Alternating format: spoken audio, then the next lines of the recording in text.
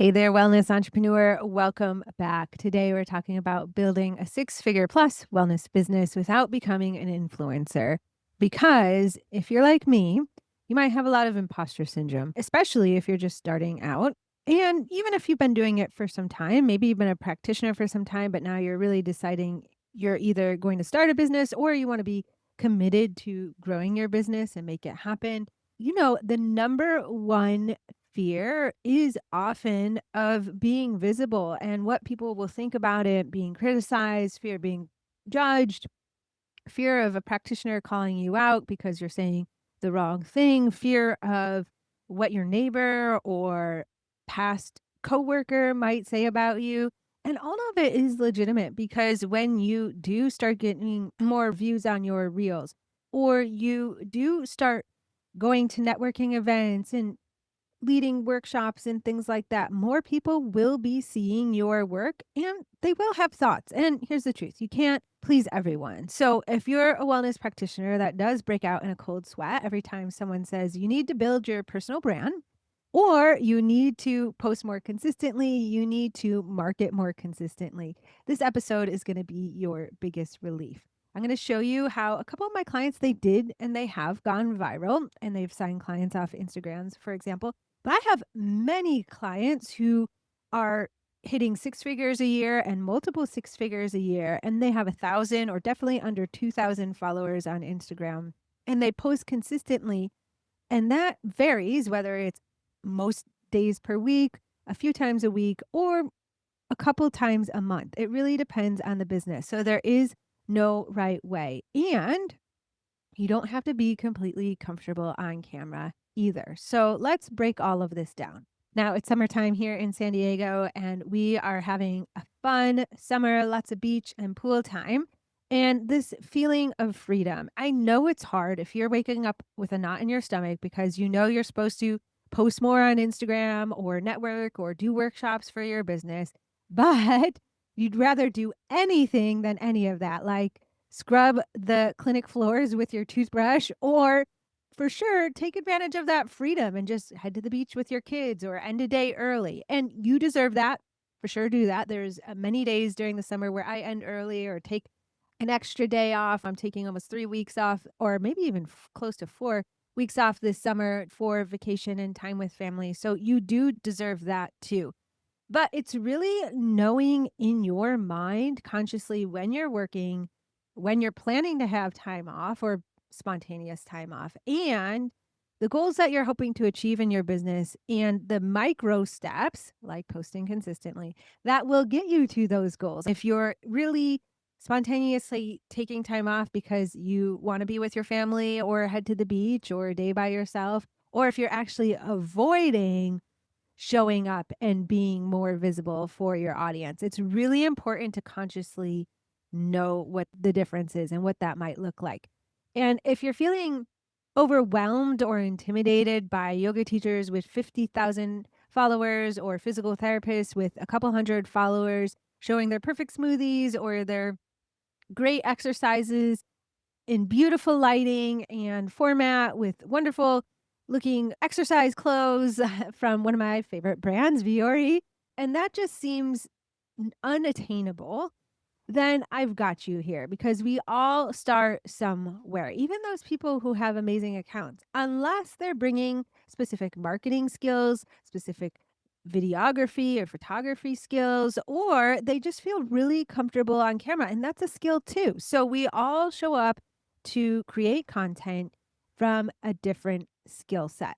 Now, one tip I do tell my clients in the Instagram message makeover clinic is you want to research for ideas in your niche, in your industry. So you want to be specific beyond wellness, like other yoga teachers or massage therapists or physical therapists or health coaches, of what is doing well. So finding practitioners that have gone viral and understanding why it went viral. Was it the hook, or getting ideas on ways to video, or getting ideas on ways to play text on the screen so it's readable, or just ideas of topics to talk about, and then making it your own. I'm not saying copy these people, I'm saying making it your own.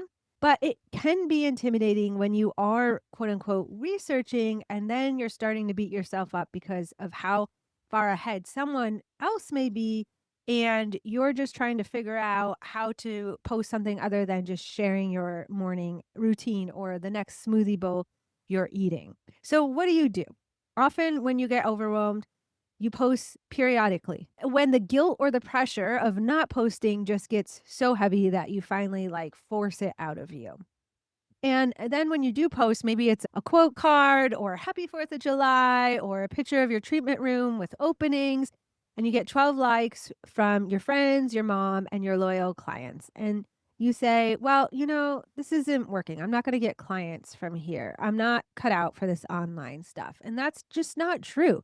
I can't tell you the number of people who I've talked to, even people in my own masterminds that I attend, who get inspired by me because I sign a lot of clients off Instagram who then end up signing their own clients off Instagram as well. For example, one of my clients, Stephanie, she is a new coach, brand new business, started her Instagram pretty much from scratch, just a couple hundred followers. And through creating content together, she was able to get her first few consultations through Instagram and sign her first few clients. So you don't have to be in it a long time. In previous podcast episodes, you heard about a couple clients that I work with, both named Katie. Both have more than doubled their followings. Both have signed clients from Instagram. One posts frequently, she's online more, and the other posts occasionally. Most of the time, she does post most days, but she also does work out in the community and does in-person sessions. So she's a little busier with in-person work. So she does a combination of online marketing through Instagram as well as in-person networking and marketing. There's different strategies involved. And both of those clients have gone viral. One Katie has had reels over 500,000 views. Another Katie has had video of onion chopping get over 30,000 views. So it is possible to grow your audience, grow your views without being on your phone 24/7. Here is the truth though. Often I find with most practitioners, they're exhausted before they start because they think building a profitable online business means becoming an influencer. And that is different than showing up more to grow your audience and sign clients off Instagram. It's a different strategy. Sometimes with the word influencer, people back away from it because as practitioners, they want to feel and be as authentic as possible. An influencer doesn't feel, for whatever reason, as authentic. And that's not true either. There's many influences that are authentic, but let's just talk about the difference for a minute so we can be all on the same page about what an influencer is versus an entrepreneur. And there's crossover. Some people are both, but let's break it down. So an entrepreneur, for example, like myself, is growing an audience and a community where some of my content is for growth to grow my audience. Some of my content is geared more towards conversion. Again, there can be overlap for both, but conversion to take some of my followers who are on Instagram and have them come into my monthly manifest and move class or my Instagram workshop or go straight to a consult and book a call with me and become a client. So I get a free opt-in. I have people that do all of that from Instagram and I'm growing a business. I work with clients and I get paid for those services. Now, an influencer is a little bit different because they're growing their audience. So most of their content is grow style content or a day in the life type content or lifestyle content. And they are growing more of a personal brand with the intention to sign contracts with other brands to promote their products or services. Most of the time it's products, sometimes it is services. And they're called an influencer because their content is influencing their audience to now go purchase an aligned product or service from someone else. So that's the difference. I have an account that's almost 11,000 followers on Instagram. I daily, most days per week, get pitched to be an influencer for some type of brand. Sometimes it's a food thing. Sometimes it has nothing to relate to health and wellness, and it's no right off the bat because it's about some kind of product that has nothing to do with anything that my community It would be out of left field if I had started promoting it. Sometimes I do get pitched for products or services for me to promote it on my page that is actually in alignment. It's a solid wellness product. But if you follow me, you'll see that I very rarely, I haven't done it in probably a few years, promoted anything other than my own services because there's only so much bandwidth of how do I say this without you taking it the wrong way? Because our tendency as practitioners is we don't want to sell because we don't want to annoy our audiences, right? But it takes a lot. You do have to promote a lot for people to get showed up and buy your services. But you don't want all your content to be selling all the time. That is the truth. You want some value in your content. So if I was promoting all my services, my Manifest and Move class, workshops, free opt-ins, my one-to-one container, my Instagram message makeover clinic, now I cycle through those and promoting the podcast even so you can come to listen to it. I cycle through promoting those with also sharing bits about my life, with giving value so that my audience doesn't feel like I'm only showing up to sell. That's the only thing I do, right? So if I'm going to add something else into that mix, I want to be really mindful about it because it's taking away from some promotional bandwidth that I could be promoting one of my own services with. So personally, that's why I have not chose to be an influencer right now and promote other products and services from other companies because I want to make sure I have enough airspace and airtime to promote my own things. Once in a while, there does come, and I've had to think about a few product pitches I was pitched. In fact, Instagram itself reached out for me to do some marketing for them, which I'm still working through, but I'm making sure it's not a scam either.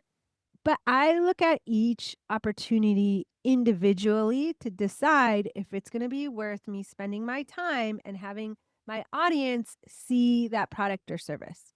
I have been part of a few summits with other practitioners. Again, same thing. I have to choose carefully. I get asked to be a lot of summits, but I choose carefully because I do send out a lot of emails. And if I'm sending out more additional emails, I want to make sure that my audience will really love what I'm promoting. So they were definitely summits that I would stand behind. The same is true.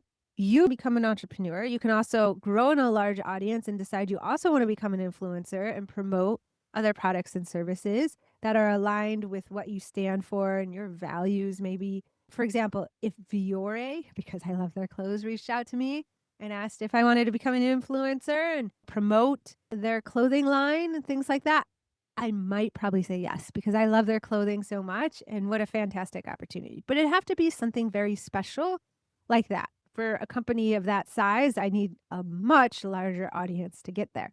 But that is how you can actually become an influencer if you wanted on Instagram and still be authentic and still grow your own audience for your own products and services and have your own business, which is really the safest way because if you're 100% dependent on another company's revenue, I feel it's a little risky, especially if you're a brand influencer for one company. What happens if they change their model or decide that they don't want influencers anymore? And then you're SOL in terms of a paycheck. So I believe growing your own business is actually a lot less riskier than sometimes just being an influencer for one brand. Okay, so let's come back to entrepreneurship here for a moment. Here's the truth. You don't need to be an influencer to build a six-figure and multiple six-figure business. What you just need is a strategy. To be an influencer for most brands, you do need a large audience and be sharing parts of your life. That's where this influencer name kind of stems from. To be successful as an influencer, but to grow a six-figure and a multiple six-figure business, you don't have to be an influencer. You can be giving a lot of value and grow your audience that way and be signing clients one-to-one or into your programs and providing services. The other difference is influencers typically build their audiences to monetize later. So it's a lot more growth type of content in the beginning.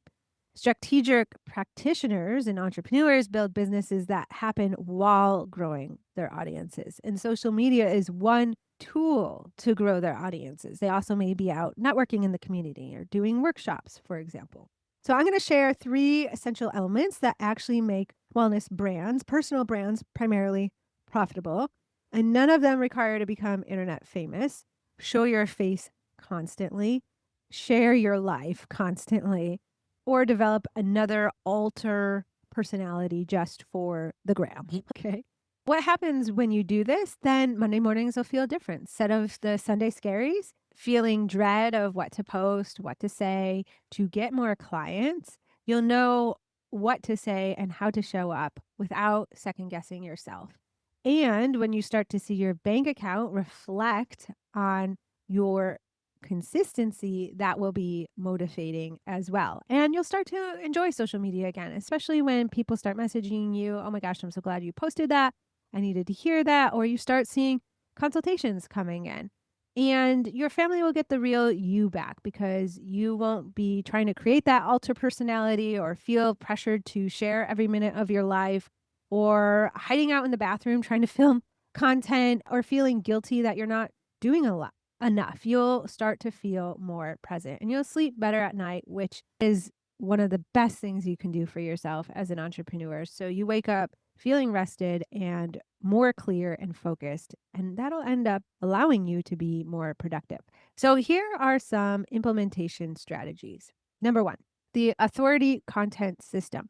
So it's not becoming just a content creator to churn and burn. It's becoming a trusted resource, an expert in your community. Remember, you're speaking to a specific problem that you help to solve. So each post, this is following the rule of 1, and you can see past episodes where I go into more detail here.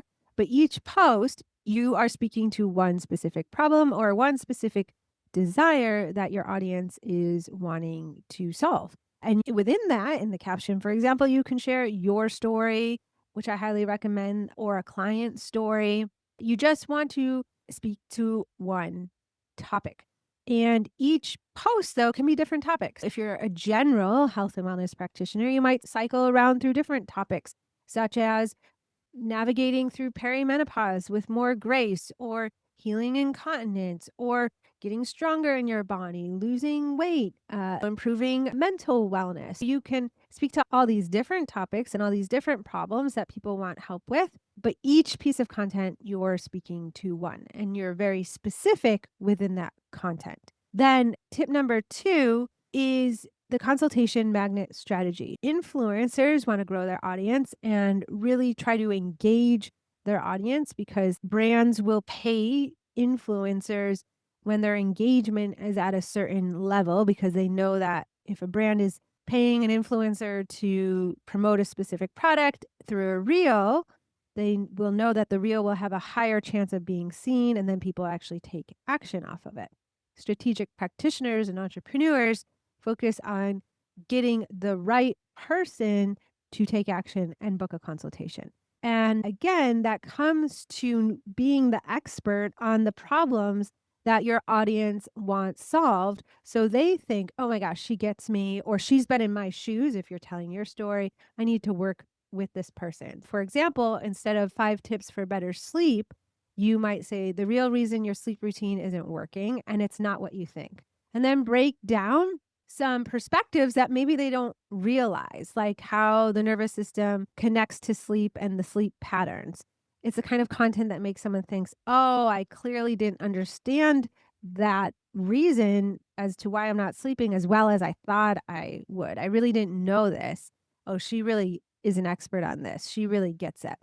So start to list out again those common problems your clients might come to you with, and then start to create content that makes your audience see their problems and the solution they need from a different perspective. And then element number 3 is the trust building rhythm. This is a schedule where you can show up consistently to build trust. If you're speaking to these problems, and specifically if you have some core pillars that you work with people with, let's say it's mindset about nutrition, actual macro and micros, and you do some functional testing as well. So someone can know exactly what to eat. Let's say that you work on those three pillars when someone works with you and your content speaks to those three pillars. If you're consistent and it feels repetitive sometimes, but speaking to those three pillars in your content and you are showing up consistently, all of that creates trust. So this is where most wellness practitioners go wrong. They think they need to post every day to stay top of mind or multiple times a day. Wrong. You can post every day. I post every day. I schedule out a lot, which helps a lot. And over the years, I've gotten a lot quicker with my content. So make sure you listen to the podcast. There's a lot of hacks here to help you speed up your content. But it's finding a rhythm that is sustainable for you. So you do show up consistently to build the trust. It's not about frequency, it's about consistency and the value. So your ideal clients start to see you as a person who understands their problem and has the solution. And it's just picking out which days that you want to show up. Maybe it's Monday and Wednesdays or Tuesday, Thursdays, or, the more that you do show up, the more opportunities you have to learn about what your audience wants to hear. So maybe it's Monday through Friday or Monday through Thursday. Just pick it and start and get faster at creating content so you can show up more. If you're thinking that other wellness practitioners with huge followings are making tons of money, just be careful there. I've talked to many wellness entrepreneurs that have large audiences and actually are just learning and now started to figure out how to make money. So you don't need large audiences to make money. Remember, some of my clients have multiple six-figure businesses and audiences, less than a couple thousand followers.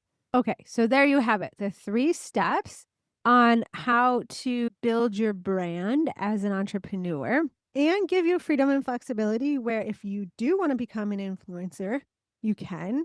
Those 3 steps are the authority content system, the consultation magnet strategy, and the trust building rhythm. Now you also understand the difference between an influencer and your own wellness personal brand or growing your wellness business. Difference between the two and when you might want to focus on one versus the other. How you can grow your business and even become a wellness influencer if you wanted while still staying authentic. Okay, so that's what I have for you. If you want more on this, you can get into the Instagram message makeover workshop. It's $7. You'll learn how to grow your audience and start signing more clients off Instagram consistently without having to be on your phone 24 hours a day. And of course, if you want to do this work with me personally, then just book your consultation call and I'll let you know what kind of programs I have available at the time. And I'll get you in there so you can start helping more people with their wellness and growing your dream business. Okay, that's what I have for you. Enjoy your summer and I'll see you next week. Bye for now.